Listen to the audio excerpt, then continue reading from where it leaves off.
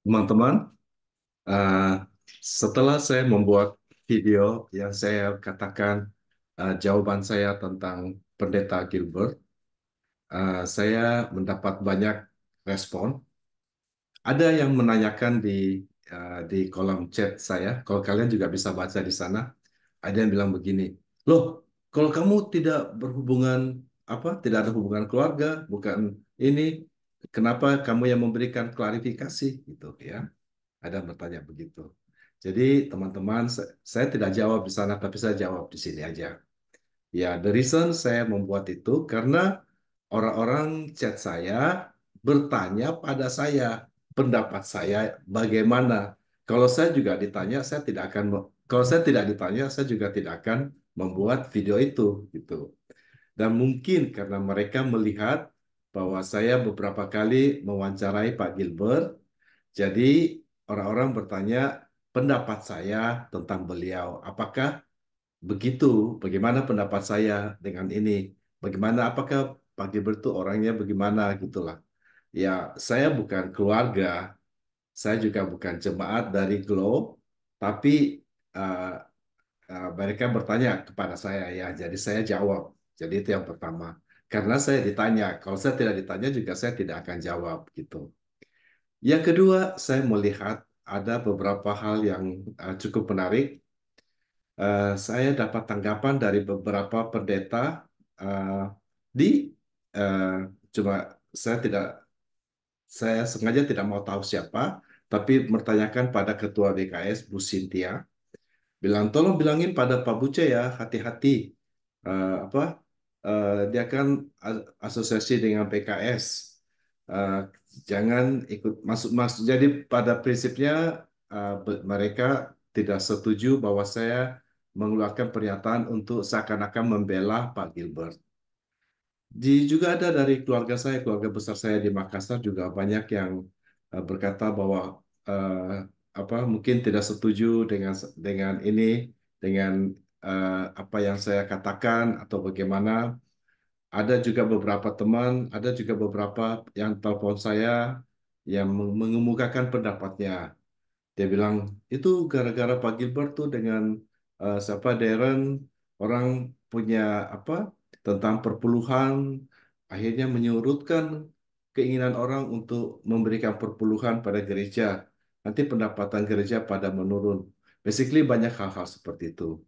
Saya juga melihat begitu banyak caci maki tentang Pak Gilbert. Saya pikir, wow, apakah Pak Gilbert telah menyakiti begitu banyak orang? Ya, setahu saya, apakah mereka bukan bahkan belum pernah mungkin ketemu muka atau bagaimana ya, atau bisa sampai bisa begitu ya.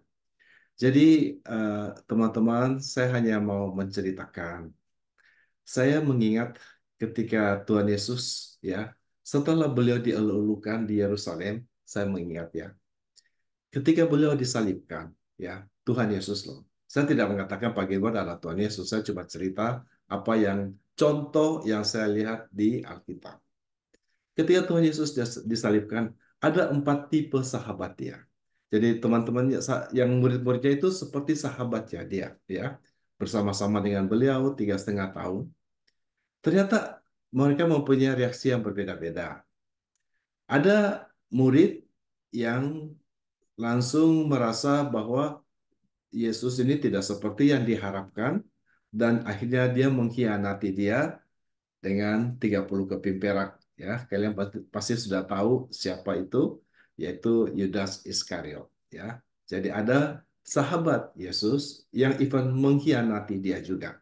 Ketika dia melihat dia Yesus lagi ditangkap, dia dijadikan kriminal, tadinya raja, sekarang menjadi apa apa raja dan dia merasa bahwa tidak seperti yang dia inginkan, hanya dia menjual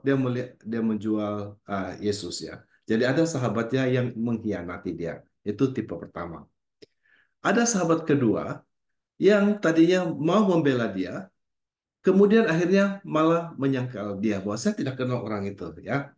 Ketika kita dalam ketika kita ada dalam keadaan di dalam lembah di dalam lembah percobaan, ada teman-teman kita yang langsung menjauhkan diri. Ya, seperti Petrus, dia berkata, saya tidak mengenal dia. Saya bersumpah saya tidak mengenal dia. Ya, dia sampai berkata itu 3 kali tentang Yesus. Ya, saya ingat Ibu Yurika sangat juga cerita pada waktu Bung Karno masuk di pasukan penjara. Bu Yurika bilang begini, Pak Buce, semua teman-teman semua menjauhi. Mereka tidak tidak mau dekat dan tidak mau apa diasosiasikan dengan Bung Karno. Ya, jadi ada tipe kedua seperti Petrus. Ya, ada tipe ketiga yang mereka juga tidak ngomong ini, mereka juga tidak ngomong apa-apa, tapi mereka diam, tapi mereka lari dan tidak kelihatan. Yaitu murid-murid yang lain, yang ada kayak gitu. Dan ada tipe keempat, dia tidak berkata banyak, tapi dia ada di sana dan menemani Yesus. Tahu nggak siapa? Yohanes, murid Yesus. Yohanes, murid Yesus ini menurut saya adalah satu karakter yang unik. Dia kayaknya tidak banyak ngomong, tidak kayak Petrus. Kalau Petrus, wah itu sebentar-sebentar ngomong, ada apa-apa, oh dia dulu ngomong gitu ya. Si Yohanes tidak banyak ngomong, tapi menurut saya dia yang paling kuat. Ketika 11 murid yang lain berlari, dia ada di bawah kaki Yesus, disalib Yesus. Ketika Yesus disalib, dia ada di situ menemani ibu daripada Yesus. Saya kira tindakan itu cukup itu adalah sahabat namanya sahabat sejati. Ketika teman kita berada dalam kesulitan, you don't need to dia tidak berdiri di sana membela, oh Yesus begini begini, dia tidak ngomong apa-apa. Dia hanya ada di situ. Cukup berada di situ. Dan saya kira saya sangat suka karakter daripada Yohanes, murid Yesus ini. Moga-moga saya bisa menjadi sahabat seperti itu untuk sahabat-sahabat saya.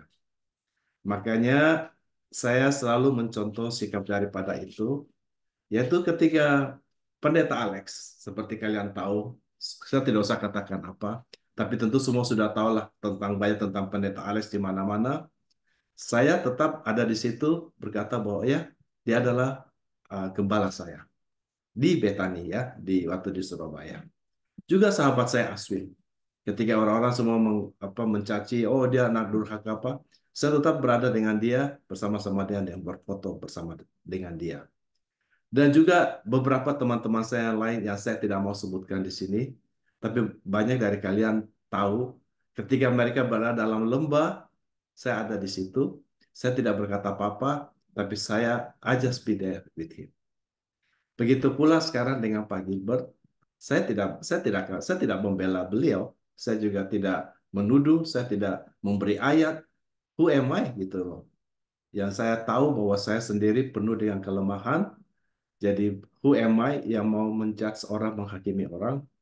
Saya hanya berada di situ bersama dengan dia, bahwa I'm still there, bahwa I'm here with you ketika engkau berada dalam masalah.